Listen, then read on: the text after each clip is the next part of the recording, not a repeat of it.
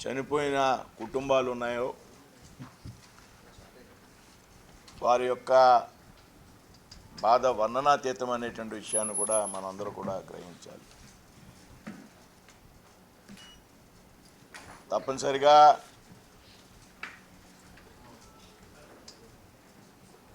వారి కుటుంబాలకు అన్నిటికీ కూడా అందరికీ కూడా ఒక భరోసా ఇచ్చేటువంటి విషయంలో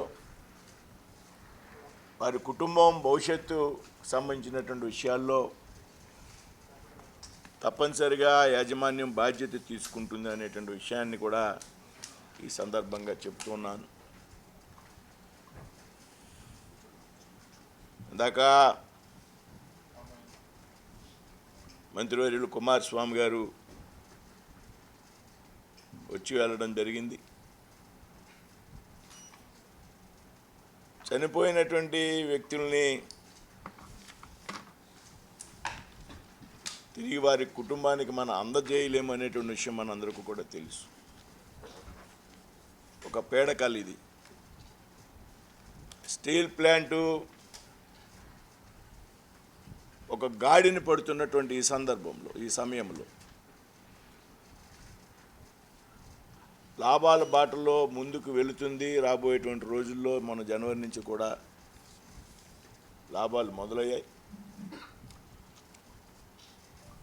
మరింత లాభాల పాట రాబోయేటువంటి రోజుల్లో దీన్ని తీసుకువెళ్ళాలి. మనందరికీ తెలుసు, ఆంధ్రప్రదేశ్ రాష్ట్ర యావత్ తెలుగు రాష్ట్ర ఆంధ్రప్రదేశే కాదు ఉమ్మడి తెలుగు రాష్ట్ర ప్రజల సెంటిమెంటు.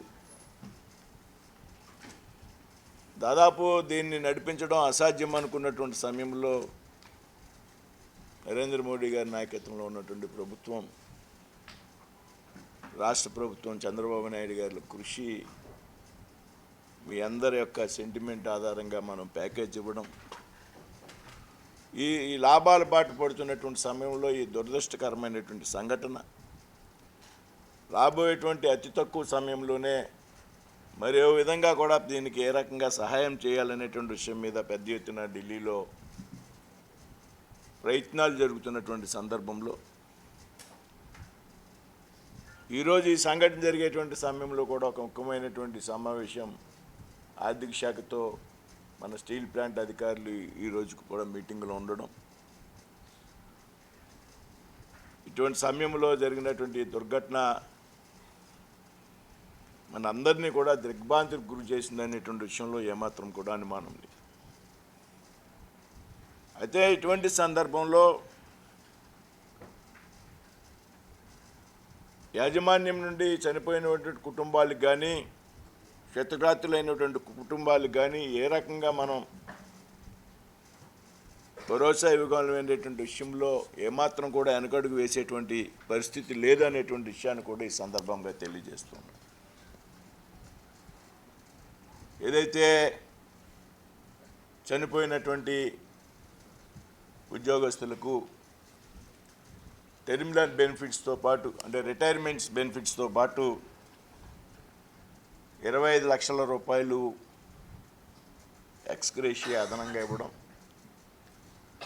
అదేవిధంగా వారి కుటుంబంలో ఒకరికి RINLలో ఉద్యోగం ఇవ్వడం, అదేవిధంగా వారి బిడ్డల భవిష్యత్తు చదువుకు సంబంధించి ఎంతమంది పిల్లలు ఉన్నా కానీ వారి చదువు విషయంలో బాధ్యత తీసుకోవడం,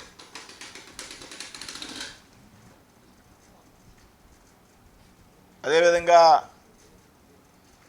వారికి గృహ వసతి కల్పించడం. ఏదైతే క్వార్టర్స్లో ఉన్నటువంటి వ్యక్తులు ఉన్నారో వారు క్వార్టర్స్లో కంటిన్యూ అయ్యే విధంగా,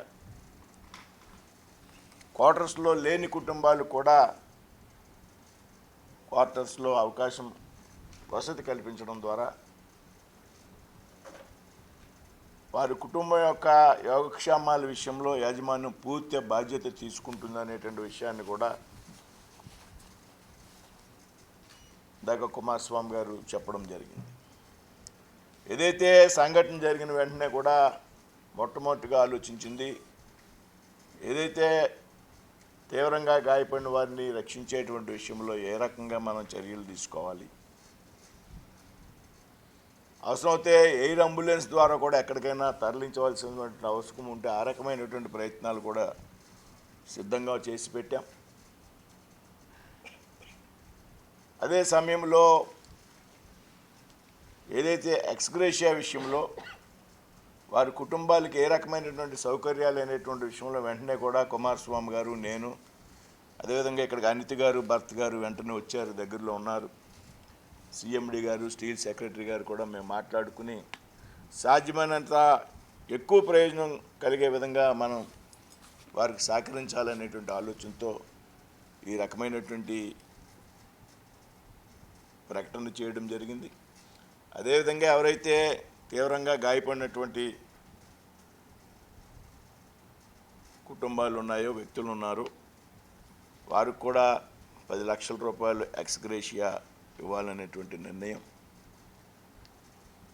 నేను వెంటనే సిఎండి గారితో మాట్లాడాం, కలెక్టర్ గారితో మాట్లాడాం. అందరూ కూడా ముగ్గురిని 7 హిల్స్ హాస్పిటల్లో, ముగ్గురిని కిమ్స్ హాస్పిటల్లో పెట్టాం.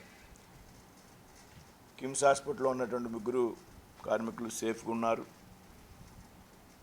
7 హిల్స్లో ఉన్నటువంటి ఒక వ్యక్తి సేఫ్గా ఉన్నాడు, అందరూ మాట్లాడేటువంటి పరిస్థితుల్లో ఉన్నారు. ఇద్దరు తీవ్ర గాయాలయ్యాయి అనేటువంటి విషయాన్ని చెప్పడం, వెంటనే కూడా ఎక్కడికైనా తరలించాలనేటువంటి విషయంలో కూడా ఎయిర్ అంబులెన్స్ను కూడా అందుబాటులోకి పెట్టాలనేటువంటి నిర్ణయం కూడా తీసుకున్నాం. కాబట్టి జరిగినటువంటి సంఘటన ఏదైతే ఉందో చాలా దురదృష్టకరం. అయితే ఇటువంటి సంఘటనలు జరిగినటువంటి సందర్భంలో ఏదైతే ఆర్ఐఎన్ఎల్లో ఉన్నటువంటి కార్మిక సోదరులు ఉన్నారో